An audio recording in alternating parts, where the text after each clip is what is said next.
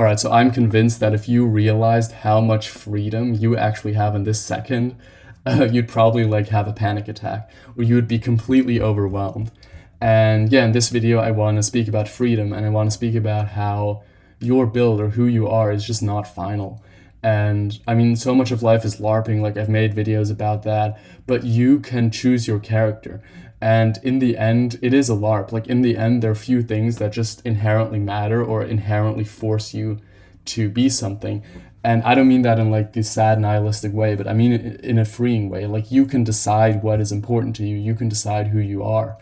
And like, bro, you're not as locked in as you think you are, right? Like a lot of people treat who they are currently or who they were in the past as their final form.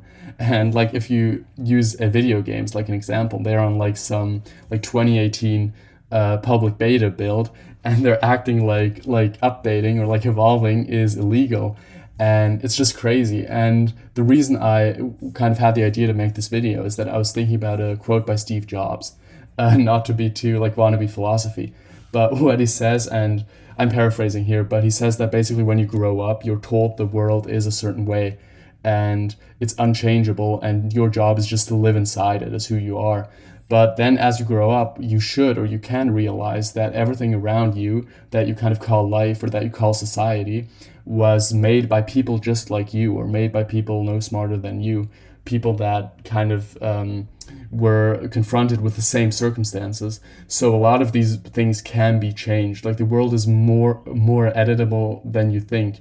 And even if maybe editing the world as one person is really difficult, right? Like we can't all be Steve Jobs. But the idea here especially is that you can edit yourself, and you don't have to accept the version of you that you have in your head or that other people might have from the past. Like you can build things. Your current standard, your current outlook on life, your current fear of being seen, of kind of breaking out of a certain pattern, like that was built. That was built by other people, but also by you over time. And what can be built can be taken down or can be changed. It can be rebuilt. And again, this is not like everything. This isn't instantly. There's certainly limits. But even given these limits, there's so much you can do. And a couple days ago, I made a video. It was something like pick a LARP and commit. And that was just about consistency. That was about how you should have an idea and just really stick to LARPing that, and just basically be who you are, become who you are in a more repetitive way. And again, that was about consistency. This is about freedom. Like this video isn't like how to change as a person or how to change who you are. This is really just, I want you to realize that you can become a different person in the first place. Like you can choose your character.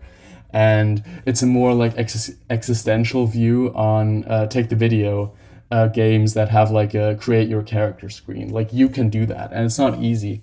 And some of this, like this is one part I wasn't sure whether to add, but last semester, like last fall, I was at university in a foreign country, and I had some courses on existentialism, on philosophy.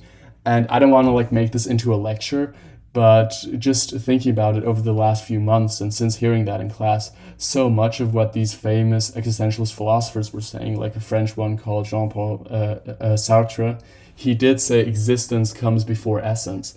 And what that means for this topic, or what that means simply, is basically first you exist, and then you are what you are, and then you kind of adopt your identity. So the existence comes first, and the existence is the baseline of everything.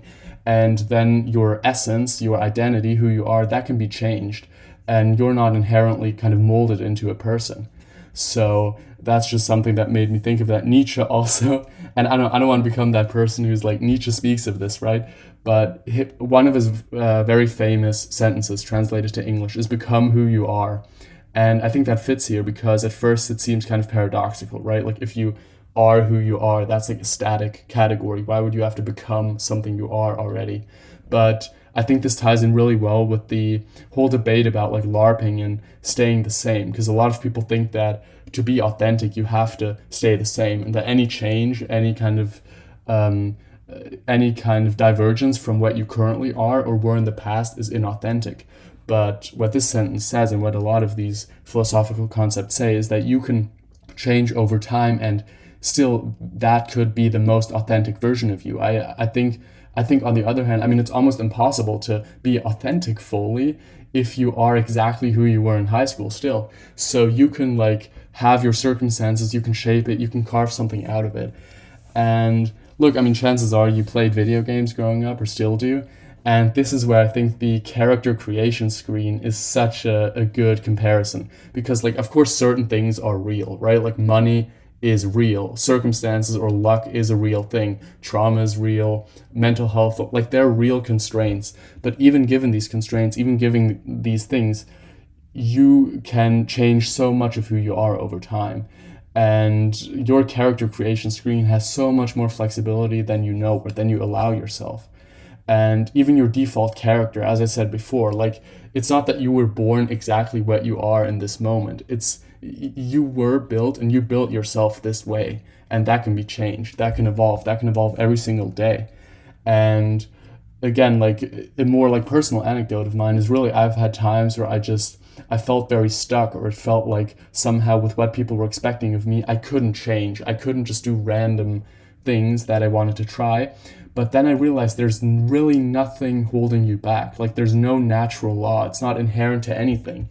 Um, and again, like, this is a scary thing. This is a concept that I don't think this is something you learn once and then you just know it. Like, I think to really grasp the freedom you have, or have this kind of a feeling of just being able to do so much, it washes over you sometimes and then it goes away. So, like, I still go through many days where I don't recognize the freedom I have. And like, I've tasted feeling this freedom, but it's not something that you kind of acquire once and then you have it. I think you need to constantly remind yourself how much freedom you have. Like, there's not one life that's set out for you, and not like one life is a prison cell. So yeah, this is just something to think about. Like, I do think this existentialist philosophy is interesting here, but I know it can be like a bit weird or a bit I don't know, certainly I wouldn't be the person to teach it, but a lot of these concepts are really interesting to look into. So leave a comment if you like want some suggestions about these philosophical concepts, or about like books you can read. I think it's interesting. Again, like, dude, you have so much freedom. That's just the one message in this video. And it's still something I'm grappling with, but it's something I'm realizing more and more. And it's definitely already improved my life, or it's already given me the kind of the permission to try out new things. So yeah, hope you enjoyed this. Hope this was helpful. Take care. Talk to you soon, and goodbye.